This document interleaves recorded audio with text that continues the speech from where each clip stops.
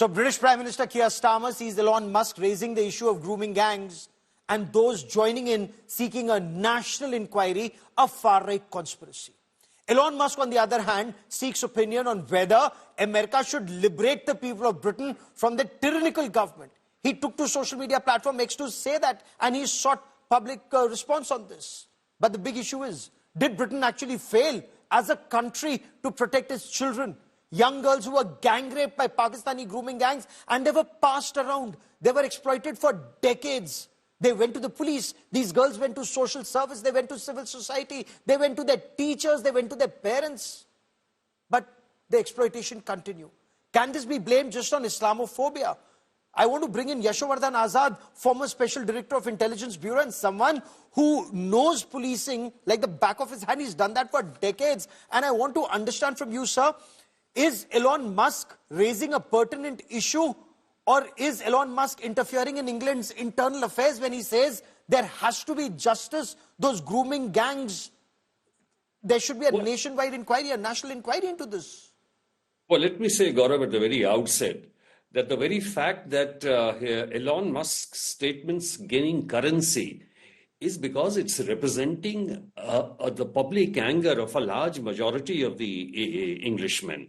And this has been, gaining ground in the last few months, if you see, to the social media platforms and other places. And there have been many other statements also coming about this Islamophobia or this exploitation. But as far as the child exploitation is concerned, this has become a real public issue in Britain. And you mentioned, the UKPM mentioned about Rochdale, where this scandal was unearthed. There are other places too. He was talking Rotherham, Telford.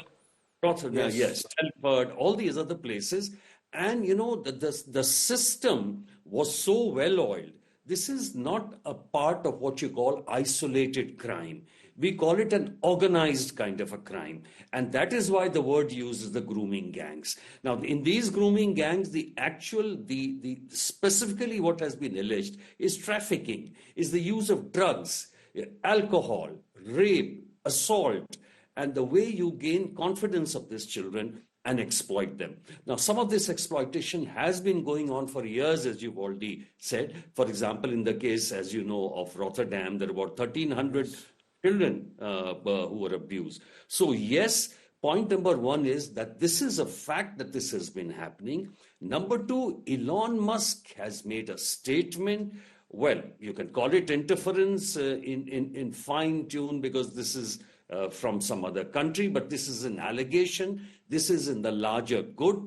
And yes, there is a call for a National Commission of Inquiry. And I think if something of this extent, this kind of a crime, which is the most heinous, horrible crime, then yes, there is the call for a National Commission of Inquiry is reasonable and should be held, irrespective of who the criminals belong to, whether they are foreigners, whether they are inlanders.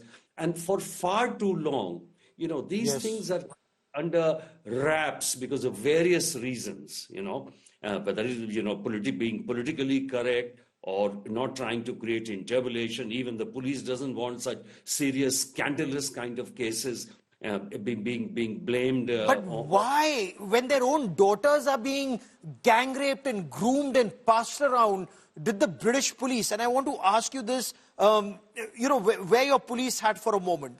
Did the British police, did the British judiciary, did the British system fail Britain's daughters? Because the police should have arrested these Pakistani grooming gangs, prosecuted them, and jailed them for life. You nip it in the bud. When it continues for decades, it becomes the system, and then they have money to pass around.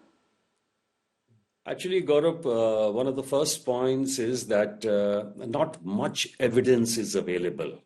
But the girls themselves are crying and going to the police. 12-year-old girls, 13-year-old girls. Yes, but not all of them. There are some of these cases which are still kept under wraps. Some of the cases have come out. And in fact, the sentences are also very long. They're about 10 to 20 years. So in some cases, actions have been taken, but not on a wide scale as it was expected. So if instead of isolated investigations, if there's a National Commission of Inquiry or Commission, then a lot of these facts will come out and it'll be much, much easier to then carry out the investigations and which can lead to conviction. So I want to ask you, when Keir Starmer, as Prime Minister of Britain, who was then Chief of Prosecution, if he says that those calling for a national inquiry are playing a far-right game, or words to that effect, he then clearly is being economical with the truth then, that means. Well, naturally, if he's been the director of public prosecution and during his time a number of cases will come out, that certainly he has to politically defend his stuff. And we exactly don't know how many of such cases would have been unearthed at that particular time, or how many complaints were received and how many were actually. But you know, what I find surprising is that in the last debate where we are talking about the autonomy of the police, etc., the London Metropolitan Police has not come out with any statement. Neither has the Scotland Yard or the other agencies which are there.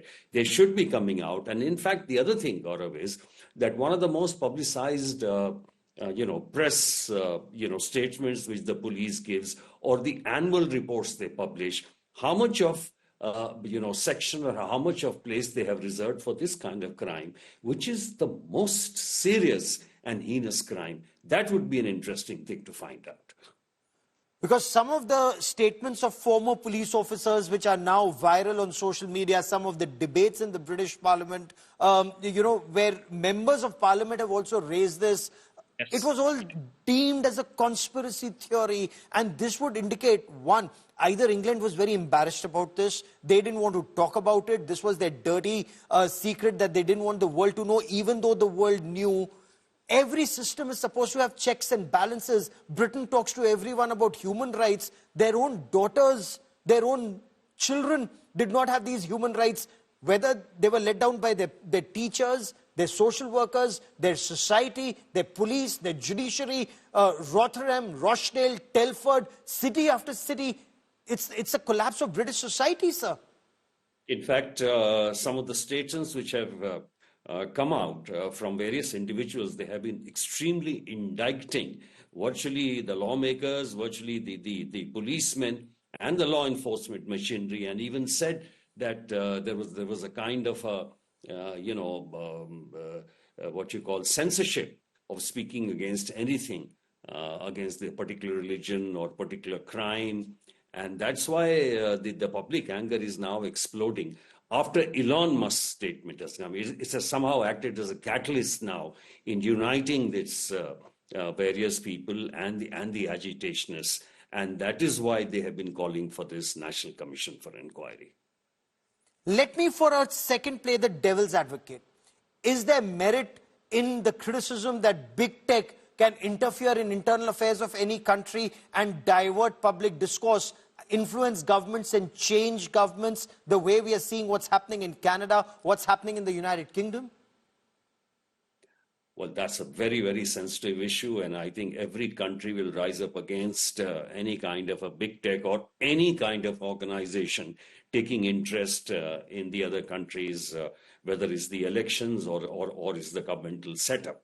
But yes, the comments have been coming from various organizations like the NGO, whether it's a big tech, whether it's the IMF. After all, they're making very, very indicting comments on the third world countries and on the other countries.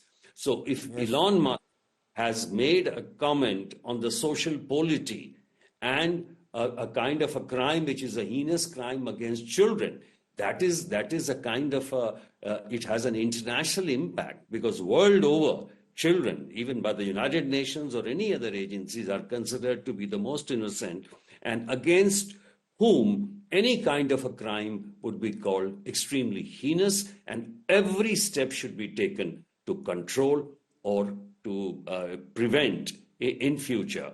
And if there has been any kind of a crime, definitely a commission of inquiry.